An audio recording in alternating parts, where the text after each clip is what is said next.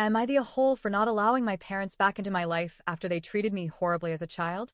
24F, don't think I've ever had what most people would consider a normal childhood. I was the oldest of 5 kids, and from the moment I was old enough to understand anything, I knew I wasn't wanted. Not just in the vague. Maybe they wished they waited a bit longer no, I was literally an accident.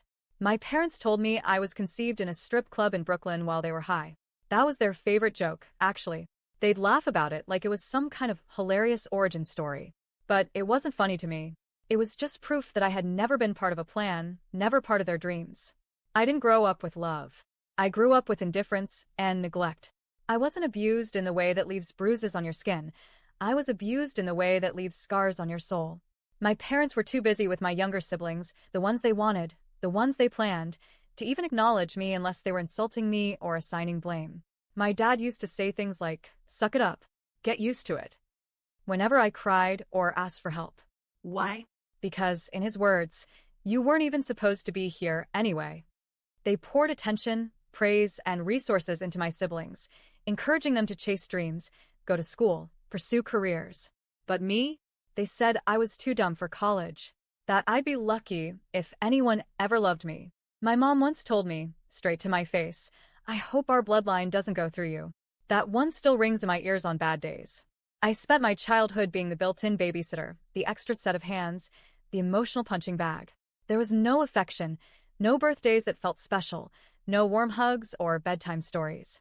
Just survival. Honestly, I used to wish they had just aborted me.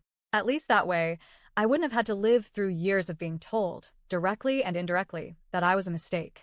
But I'm not one to stay broken forever. At 16, I got my first job and started saving every penny. I knew my parents wouldn't give me a cent for college, but I had a secret weapon: my grandparents. My dad's parents had always been kind to me. They saw through the mess, and when they heard about my plans for college, they offered to help pay tuition if I could handle the rest. So I kept saving, planning, dreaming. At 19, I left. Packed up my stuff, moved out, and never looked back. I cut ties with everyone, except my grandparents. They were the only ones who truly stood by me, and they respected my decision to go no contact with my parents. They promised not to share anything about me, where I lived, what I was doing, nothing. Since then, I've built a life I'm truly proud of. I graduated with a master's degree in cybersecurity management from Georgia State University. I bought a 2-story house. I'm in a healthy, loving relationship with an amazing man who treats me the way I always wished my family would. And now, I'm 6 months pregnant with our first baby. We're planning to get married after the baby arrives. It's not just the life I dreamed of, it's better. And I built it without them. My grandparents will be at the baby shower. They'll be there at the hospital when I give birth. They'll be part of my child's life, just like they've been a part of mine. They know everything, and they've never once betrayed my trust.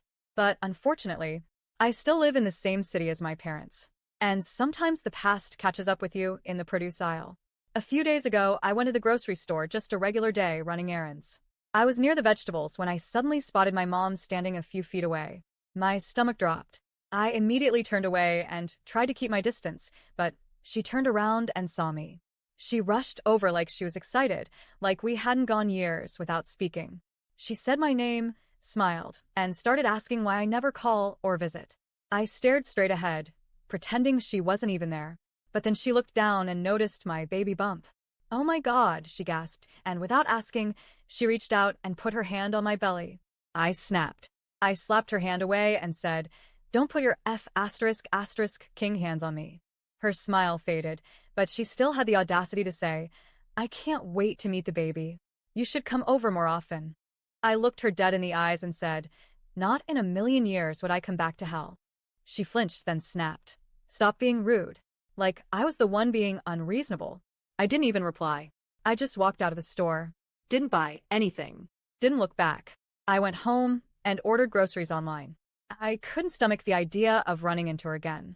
Later that night, though, I started feeling conflicted. There's a part of me, the child inside me, that still aches, still wants a mom. I started wondering if I had gone too far. Was I cruel? Did I just disrespect the woman who gave birth to me? But then another part of me, the woman I've become, shook me out of it. Why should I feel guilty for setting boundaries? For protecting myself and my unborn child from someone who never protected me? Why is she allowed to touch me like we're close when she never once held me when I cried as a kid? She didn't want me. She made that painfully clear. So now she doesn't get me. Not me, not my life, not my child. Still, I can't help but wonder, am I the a-hole for refusing to let her back in? For cutting off people who should have loved me but didn't? For standing my ground, even when my heart feels heavy? Because I may feel bad, but I don't feel wrong.